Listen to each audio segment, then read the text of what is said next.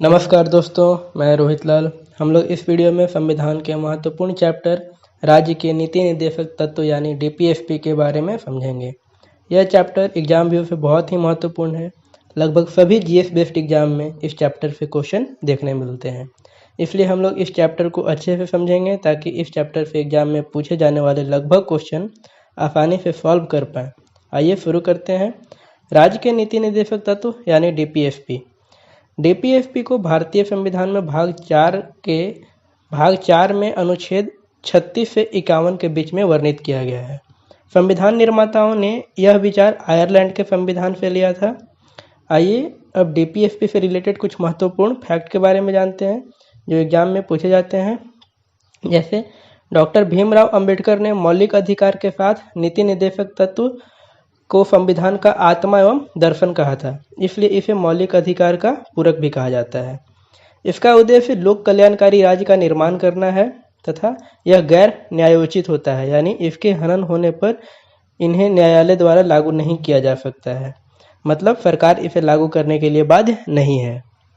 आइए हम लोग इसके बारे में थोड़ा स्टार्टिंग से जानते हैं। जब संविधान सभा का गठन हुआ था और जब संविधान बनना स्टार्ट हुआ था उस समय से जानते हैं। संविधान सभा के संवैधानिक सलाहकार सर BN राव ने इस बात का सलाह दिया था कि भारतीय संविधान में 2 प्रकार के मौलिक अधिकार रखे जाएं, एक न्यायोचित, दूसरा गैर न्यायोचित, जिसे प्रारूप समिति द्वारा स्वीकार कर लिया गया तथा न्यायोचित रूप में मौलिक अधिकार को भाग 3 में और गैर न्यायोचित अधिकार के रूप में राज्य के नीति निर्देशक तत्व यानी डीपीएसपी को भाग 4 में रखा गया। आइए अब डीपीएसपी और मौलिक अधिकारों के बीच संबंध या अंतर को थोड़ा समझते हैं। मौलिक अधिकारों और नीति निर्देशक तत्वों को एक दूसरे के पूरक के रूप में देखा जाता है। जहां मौलिक अधिकार सरकार के कुछ कार्यों पर प्रतिबंध लगाता है, वहीं नीति निर्देशक तत्व यानी डीपीएसपी उसे कुछ कार्यों को करने की प्रेरणा देता है। मौलिक अधिकार खास तौर से व्यक्ति के अधिकारों को संरक्षित करता है, पर नीति निर्देशक तत्व पूरे समाज के हित की बात करता है। आइए अब भाग 4 में अनुच्छेद 36 से 51 में वर्णित कुछ महत्वपूर्ण प्रावधानों को समझते हैं। हमने स्लाइड में सारे अनुच्छेद 36 से 51 को बताया है, लेकिन सबसे ज़्यादा इम्पॉर्टेंट अनुच्छेद जो हैं, जो एग्जाम में अक्सर पूछे जाते हैं या जिनका पूछे जाने का चांस ज़्यादा होता है, उसे समझेंगे। अनुच्छेद 36 से 51 में प्रावधानों को 3 आधार पर बांटा गया है: गांधीवादी विचारधारा के आधार पर, समाजवादी विचारधारा के आधार पर और उदारवादी विचारधारा के आधार पर। हमने प्रस्तावना में समाजवादी शब्द को अच्छे से समझा था। हमने प्रस्तावना का जो वीडियो बनाया था उसमें समाजवादी शब्द को बहुत ही अच्छे से समझाया है। यहाँ गांधीवादी का मतलब है गांधी जी से संबंधित विचारधारा, समाजवादी का मतलब है समाज की एकता और समाज से जुड़ी समानता से संबंधित विचारधारा, और उदारवादी का मतलब है उदार विचारधारा। यही कारण है कि इसकी कुछ आलोचना भी की जाती है। सबसे महत्वपूर्ण आलोचना यह है कि यह गैर न्यायोचित है, अर्थात इसे न्यायालय द्वारा लागू नहीं कराया जा सकता है। लेकिन इसे गैर न्यायोचित रखने के पीछे संविधान सभा का कहना था कि जनता इसका मूल्यांकन करे तथा सरकार के कार्यों का जवाब अपने वोट के द्वारा दे। आइए अब हम लोग महत्वपूर्ण अनुच्छेद को समझते हैं। अनुच्छेद 38 में सामाजिक, आर्थिक और राजनीतिक न्याय की बात कही गई है। अनुच्छेद 39 कहता है कि धन का संकेंद्रण नहीं हो, भौतिक संसाधनों का समान वितरण हो तथा पुरुष स्त्रियों को समान कार्य के लिए समान वेतन मिले। यह क्वेश्चन हमेशा पूछा जाता है कि किस अनुच्छेद में समान कार्य के लिए समान वेतन का प्रावधान किया गया है, तो उत्तर होगा अनुच्छेद 39। अनुच्छेद 39 में समान न्याय एवं गरीबों की निःशुल्क विधिक सहायता उपलब्ध कराना, जिसे 42वें संविधान संशोधन 1976 द्वारा इसे संविधान के भाग 4 के अनुच्छेद 39 क में जोड़ा गया है। अनुच्छेद 40 ग्राम पंचायत का गठन और उन्हें आवश्यक शक्तियां प्रदान कर स्व सरकार की इकाई के रूप में कार्य करने की शक्ति प्रदान करता है। इसे 73वें संविधान संशोधन 1992 के द्वारा भाग 9 में जोड़कर अनिवार्य बना दिया गया। अनुच्छेद 41 में कुछ विशेष दशाओं में काम पाने का प्रावधान किया गया है।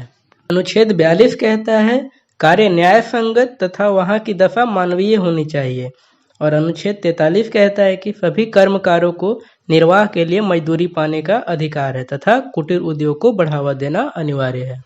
अनुच्छेद 44 भारत के समस्त राज्य क्षेत्रों में नागरिकों के लिए एक समान सिविल संहिता लागू करने का बात कहता है। यह प्रावधान लागू करने वाला एकमात्र राज्य सिर्फ गोवा है।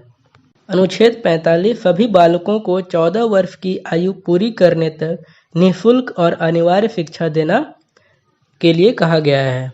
इस प्रावधान को 86वें संविधान संशोधन अधिनियम 2002 में अनुच्छेद 45 की विषय वस्तु को अनुच्छेद 21 क के तहत मूल अधिकार बना दिया गया। संशोधित निर्देशक तत्वों में राज्य से अपेक्षा की गई है कि वह बचपन देखभाल के अलावा सभी बच्चों को 14 वर्ष की आयु तक निःशुल्क शिक्षा उपलब्ध कराएगा। अनुच्छेद 46 अनुसूचित जाति एवं जनजाति और समाज के कमजोर वर्गों के शैक्षणिक एवं आर्थिक हितों को प्रोत्साहन और सामाजिक अन्याय एवं शोषण से सुरक्षा के बारे में कहता है। अनुच्छेद 47 स्वास्थ्य के लिए नुकसानदायक नशीली दवाओं, शराब, ड्रग्स आदि नशीली पदार्थ पर प्रतिबंध लगाता है तथा पोषाहार स्तर और जीवन स्तर को ऊंचा करना तथा लोक स्वास्थ्य का सुधार करने की बात करता है।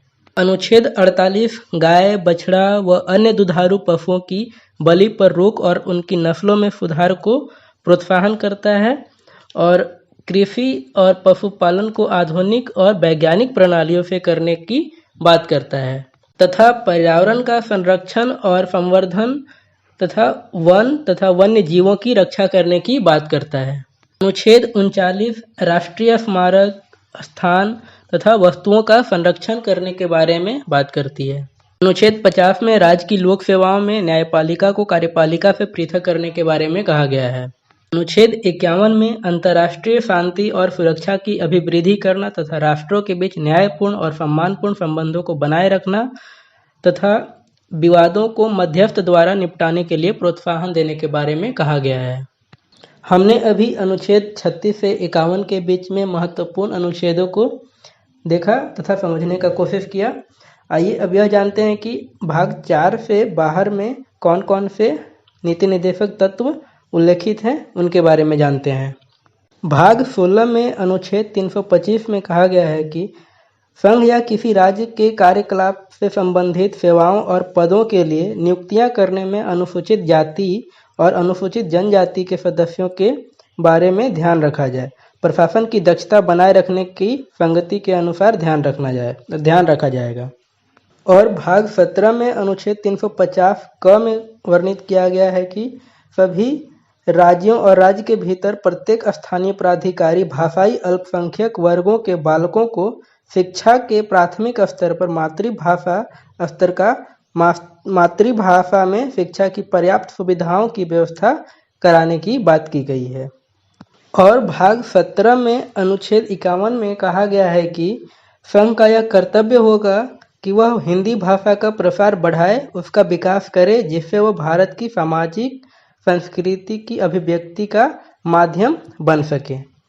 ये सारे निर्देश भी गैर न्यायोचित हैं, इसे न्यायालय द्वारा लागू नहीं कराया जा सकता, लेकिन न्यायालय संविधान के अन्य भागों की तरह इसे महत्व दे सकता है।